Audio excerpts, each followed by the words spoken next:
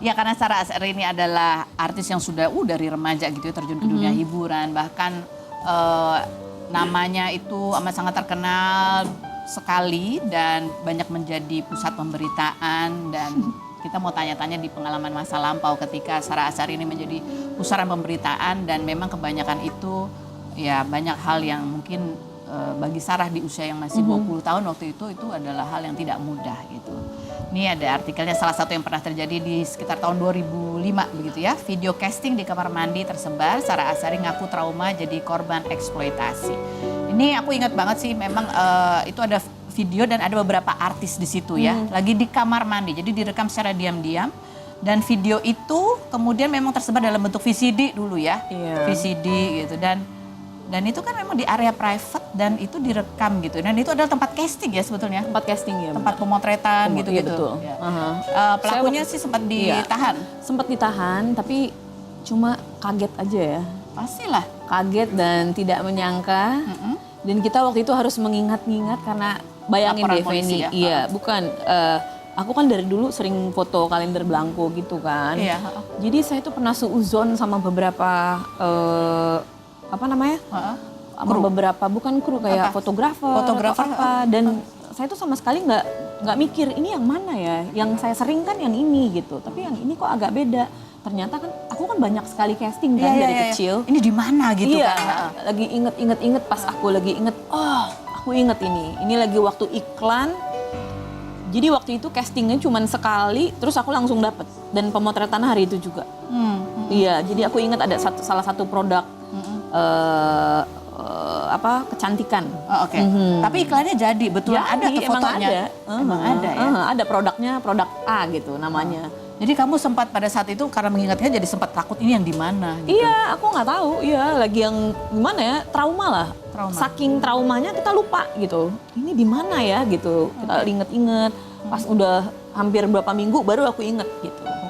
Karena ini kan videonya direkam dari tahun sebelumnya gitu ya. Baru dan tersebar rame. Agent juga kalau diinget-inget juga pada yang ini yang mana ya gitu. Kan agent banyak, ada beberapa agent waktu itu, agent modeling gitu kan. Mereka juga lupa gitu. Ini kita lihat ini kemarin juga kamu sempat bercerita gitu ya di acara kajian hati. Kita lihat tuh cuplikannya berikut ini. Ini aku ingat banget ini tersebar, kemudian orang berkomentar gitu kan, banyak. Apa yang kamu alami, trauma apa yang terjadi di diri kamu? Kena PTSD jadinya, PTSD-nya kenapa? Di tempat, mungkin aku kelihatan kuat gitu ya, tapi kalau di depan orang banyak, jadi berpikir, mau keluar aja kayaknya nggak enak gitu. Ini orang nanti mikirnya gimana, udah ngelihat aku kayak gitu. Aku lagi di toilet, lagi yang, ya namanya juga perempuan, itu privacy kan?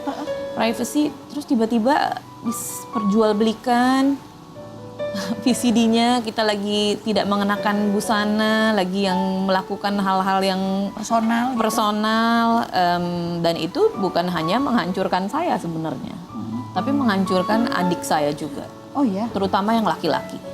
Kenapa bisa begitu? Bagaimana? Karena ibu saya pernah bilang sama saya, dia itu malu, dia malu karena teman-temannya yang cowok-cowok punya VCD itu dan orang nggak ada yang tahu kalau dia ada adiknya saya. Jadi dia tuh incognito selama SMA, dia nggak mau ada orang tahu kalau dia adiknya saya. Coba Feni bayangin ya, punya adik yang jadi dia kasihan, dia trauma juga gitu. Bukan hanya saya yang trauma, tapi dia yang trauma. Mungkin saya lebih kuat, tapi kan belum tentu adik saya lebih kuat. Apalagi dia seorang laki-laki gitu. Jadi kayak dia pernah ngomong sama ibu saya, sama mami saya, dia bilang, "Mami, aku pura-pura nggak tahu, tapi teman-teman aku pada yang, kita lihat yuk CD ini gitu." Kan nggak enak ya, dia punya kakak, diomongin, terus dianya orang nggak ada yang tahu kalau saya adalah kakaknya dia. Jadi dia agak-agak trauma, dia trauma dari situ. Mami saya pernah bilang sama saya kayak gitu, jadi saya juga merasa kayak, waduh, bukan hanya kena ke saya, tapi ke adik saya yang laki-laki pula. Kalau yang perempuan mungkin lebih kuat, orang-orangnya lebih yang udahlah gitu. Tapi kalau yang laki-laki namanya masih kecil, masih remaja kan. Dan kamu ada masa di mana kamu kalau keluar lihat orang gitu, aduh mereka mikirin apa? Iya, Mereka yang ada, termasuk itu ngomongin pasti. aku nggak ya gitu? Itu pasti ada. Jadi trust. Saya punya trust issues ya. Ada kayak Terus gimana ya, nggak enak lah. Tapi seiring dengan berjalannya waktu, karena saya punya support system yang baik di rumah, orang tua baik sama saya, mendukung saya dan selalu kasih tahu saya kalau saya harus kuat, dan banyak juga orang-orang di belakang saya yang support saya. Jadi terutama orang terdekat kayak suami dan lain-lain, nggak ada masalah untuk itu semua. Jadi saya lebih lega gitu, karena yang paling saya pentingkan adalah orang-orang terdekat dulu gitu. Nah, ini menjadi, kan abis itu kan kamu masih ada pekerjaan, masih ada casting, masih ada apa, itu juga menjadi merubah ini kamu banyak Berubah. Jadi kalau misalkan saya mau ganti baju atau apa gitu, saya suruh cek dulu. Ini ada orang ini nggak iseng nggak? Jangan diisengin ya, karena nanti saya galak, saya akan ngamuk gitu. Saya jadi seperti itu gitu, harus dicek berkali-kali. Capek juga kan, ke toilet umum juga. Ini ada orang gila nggak ya di sini yang iseng atau gimana, jadi seperti itu kayaknya. Dan Sarah Azhar itu dulu kan ya banyak orang yang menyebutkan, wah ini image-nya seksi banget gitu. Orang tuh kayak wah kalau lihat Sarah Azhar wah gitu. Nah kamu di saat itu ya, ketika orang tuh yang mengagumi kecantikan kamu gitu, terus kemudian betapa seksinya kamu, kan menjadi kayak perhatian banget gitu. Kamu sendiri sebagai perempuan, apakah kamu sebetulnya embrace image yang diberikan atau yang ditangkap oleh penonton bahwa ini adalah perempuan seksi yang ya dengan segala itulah komentar-komentarnya? Dan sebenarnya sih nggak pernah berpikir ke arah sana. Cuma saya bekerja sebagai profesional aja, sebagai model, karena teman-teman saya yang lain juga sama kan seperti saya. Mungkin ada yang mereka punya batas-batas tertentu gitu. Saya pun juga ada batas-batas tertentu gitu. Jadi kalau misalkan kita casting kan untung-untungan, Feni ya, siapa nih yang dapat gitu untuk iklan ini. Alhamdulillah kadang saya yang dapat, kadang temen yang dapat gitu. Tapi saya nggak pernah ingin menunjukkan saya harus embrace seperti ini. Enggak, itu saya cuma profesional aja. Jadi sehari-hari mah biasa aja gitu ya? Iya, dulu di TV juga kalau bisa, kalau pakai baju yang seksi ya gitu. Itu kesanan. Dulu itu. Terus lama-lama berubah kan. Tapi kamu nggak merasa risih atau biasa aja? Itu bagian dari profesi kamu? Itu profesional aja sih. Profesional aja? Ya udahlah, ini oke. Ya udah gitu, nggak ada masalah buat mereka kan. Mungkin mereka mau menarik penonton atau gimana dengan image itu. Iya, mungkin seperti itu. Nah, di tahun 2008 nih ada juga nih hal yang kamu harus hadapi gitu ya. Kamu sempat ada laporan polisi, ada artikel laporan polisinya. Laporan polisinya ya, dicecar polisi soal foto katanya, ini tahun 2008, sampai kamu akhirnya juga mengklarifikasi begitu ya. Karena ini menjadi ada urusan hukum. Nah, ini pasti menjadi trauma tersendiri juga nih. Untuk yang kedua ini saya udah karena waktu itu udah ada yang VCD ini itu, saya pikir ini apa lagi gitu. Dan waktu itu saya baru pulang umroh sebenarnya. Wow. Umroh pertama saya itu pas pulang, sebulan kemudian ada masalah seperti ini, ya kaget dong. Jadi itu ternyata saya juga nggak tahu, nggak hafal. Jadi saya punya temen kan, temen saya memang orang yang sedikit feminin, dia laki-laki tapi feminin dan sering ngelihat kita, ya dia memang kerja di entertainment juga, jadi udah biasa, dia kan orang busana, orang yang suka memakaikan kita busana gitu ya, agak feminin gitu orangnya memang. Terus dia kayaknya waktu itu bercanda, saya ajak pergi dia berlibur, ajak dia berlibur waktu itu ke Bali sama adik saya, sama Rahma. Jadi kita pergi ke Bali, ke tempat yang memang belum banyak orang gitu. Jadi dia bebas, gimana lucu-lucuan. Tapi kita nggak tahu kalau dia itu iseng-iseng foto-foto. Iseng foto-foto. Terus tiba-tiba fotonya menyebar. Beberapa tahun kemudian orangnya udah meninggal pula. Itu yang motret udah meninggal? Udah meninggal. Tiba-tiba kita ngeliat, ini kapan fotonya? Kita nggak pernah foto kayak gini. Oh, wow. Iya. Kita nggak pernah foto seperti itu, kok tiba-tiba ada foto seperti ini gitu. Dan ini kamu sempat memberikan klarifikasi ya pada saat selesai memberikan keterangan di kantor polisi. Kita lihat cuplikannya tahun 2000. Itu ternyata beda kasus lagi. Itu beda lagi. Itu beda lagi. Masih 90-an itu? Itu tahun 90-an. Masih remaja kamu? Itu masih remaja, dan itu sebenarnya memang bukan apa-apa gitu. Cuman memang ada kayak ada pemotretan, tapi pemotretannya memang kelihatannya saya tanpa busana, tapi sebenarnya saya pakai busana lengkap. Dan itu kamu harus ngadepin itu di usia remaja? Iya. Umur 20 ya itu benar. Nggak remaja, udah hampir dewasa sih hampir, itu. Ya, udah 20. Cuma ya emang aku kan gedenya kayak telat sebenarnya.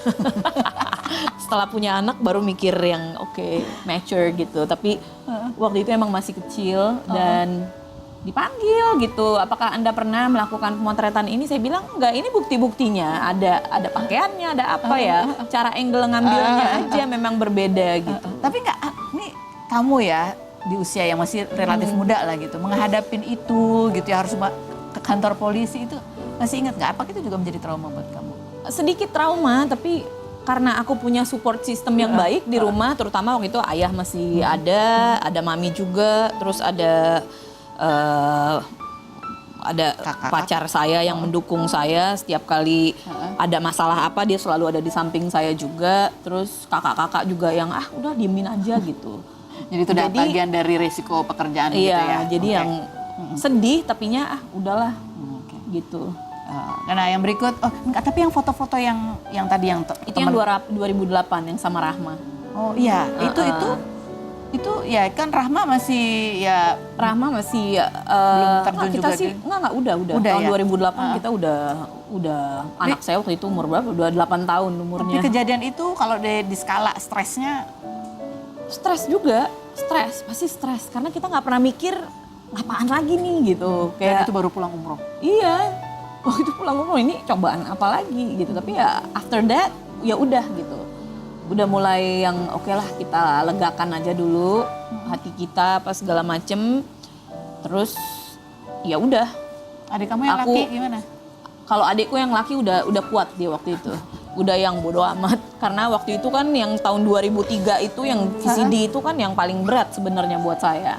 Itu lebih berat Itu buat lebih kamu? berat buat saya. Karena itu benar-benar kita lagi di toilet gitu, di filmin dan kita nggak tahu. Ini ada juga nih, ini yang terjadi dalam kehidupan dan perjalanan hidup seorang Sarah Azhari ketika ditanya-tanya wartawan, mungkin dalam kondisi yang kadang lagi enak, kadang lagi nggak enak gitu. Ada kompilasi, nih kompilasi artikel ya.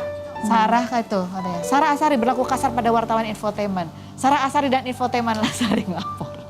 Ini masa-masa itu lagi Ya, hubungan pahit manis dengan rekan-rekan media lah. sebenarnya aku jujur, media itu sebenarnya baik sama saya. Kayak banyak yang baik, banyak sekali yang baik. Dan banyak infotainment yang baik sama saya juga. Apalagi infotainment pertama yang baru muncul zaman dulu. Seperti si A, si B gitu. Mereka butuh saya selalu kasih waktu untuk mereka. Dan emang nggak pernah ada masalah, tapi kan akhirnya lama-lama berjamur tuh infotainment, orang-orang pada bikin infotainment dan akhirnya jadi kayak paparazzi yang kadang-kadang juga Oh ya. nggak pengen banget dapetin something, Eksklusif gitu ya. pengen dapet sesuatu berita, tapi kadang-kadang dengan cara yang tidak enak gitu. Yang itu yang saya tidak suka gitu. Tapi sebenarnya saya nggak pernah punya masalah sama teman-teman media. Jadi Cuma ada satu ini aja nih, oknum yang memang nggak bagus. Jadi lebih kepada ya di apa ya istilahnya melewati batas Iya, oknum safe ini zone juga ya mengancam. kamu. Oh ada. Ada. Saya nggak mungkin marah kalau orang itu tidak mengancam saya. Kalau boleh tahu ancamannya seperti apa? Misalnya contoh. Kayak dia ngomong sesuatu yang tidak enak, kayak ambil gambar dia lagi marah-marah gitu. Itu kan nggak bagus kayak gitu. Oke. Pertama kamu datang tidak diundang, Heeh. tapi saya masih memberikan kamu izin untuk mewawancara saya, tapi kamu tidak, kamu berbohong. Yang tadinya katanya mau Wawancara apa? tiba-tiba wawancaranya beda ya. Saya nggak mau lah, saya nggak mau ngomong. Saya bilang ini bukan ranah saya dan bukan urusan saya untuk ngobrol sesuatu yang bukan urusan saya, walaupun itu masih ada kaitan dengan keluarga gitu. Tapi kan itu personal, Iya. sesuatu yang personal. Masa saya harus tahu Oke. persoalan personal yang dihadapi oleh kakak atau adik gitu Oh, kan iya. nggak Di mungkin. masa itu pada saat pernikahan Rahma ya. Waktu itu lagi pernikahan Rama, terus aku juga nggak tahu apa-apa. Tiba-tiba ditanya-tanyain hal-hal yang kayak gini loh. Katanya kamu mau wawancara saya masalah beda. Kok ini pertanyaan beda lagi? Gimana sih? Udah deh sana pulang. Terus aku kan kesel gitu ya. Iya. Dia malah ngomong kayak gitu. Terus Oh, oke. aku juga nggak mau. Dan itu juga adanya di tempat media pula, di stasiun TV. Mereka lihat kayak gimana. Saya nggak bikin apa-apa tapi saya difitnah. Oke. Apakah ini juga yang membuat kamu akhirnya udahlah lebih nyaman menghabiskan waktu di luar negeri gitu? Sebenarnya nggak juga, aku orangnya nggak pernah lari dari hal-hal seperti itu, nggak pernah. Aku bukan orang yang takut untuk menghadapi sesuatu yang berat, gitu. Karena aku udah malang melintang di dunia seperti ini, jadi nggak perlu lagi aku takuti gitu. Aku pergi ke sana karena emang anakku perlu bukan aku yang perlu, tapi anakku yang perlu pergi dari sana. Aku ingin ketenangan buat anakku juga gitu. Bukan karena akunya, tapi buat dia, buat sekolah, buat apa. Dan memang semuanya itu jadi lebih tenang. Dan perlahan-lahan orang juga mulai yang udahlah, udah adem ayem apa segala macem gitu. Jadi memang ada bagusnya juga, ada positifnya untuk pertumbuhan anak kamu ya. Pergi sebentar gitu. Jadi buat seorang Sarah Azhari sepanjang perjalanannya di dunia hiburan, yang paling berat yang kamu hadapi itu, satu yang traumatis adalah ketika kamu di video diam-diam dan menjadi VCD. Dan yang kedua adalah bagaimana pemberitaan itu berdampak pada orang-orang terdekat kamu. Betul, itu yang paling saya takuti, yang berdampak kepada orang lain. Entah itu untuk anak saya mungkin ke depannya, tapi alhamdulillah anak saya anak yang kuat. Dia tahu semuanya yang udah terjadi dan dia nggak masalah mengenai hal itu. Dia cuma malah menanggapinya dengan ketawa-ketawa dan lucu-lucuan gitu. Jadi saya pikir oke, alhamdulillah berarti berhasil untuk tidak membuat dia stres dengan apa yang terjadi ya sama hidup saya. Dia nggak menjadi trauma buat dia. Nggak masalah untuk itu, dan dia juga orangnya sabar. Lebih sabar daripada saya sebenarnya. Oke, baik. Nanti kita ngobrol lagi sama Sarah Azhari ya. Ada Ustadz Riza yang akan kita tanya-tanya. Nah, ini kita akan mau tanya-tanya seputar poligami. Kita lihat profilnya berikut ini.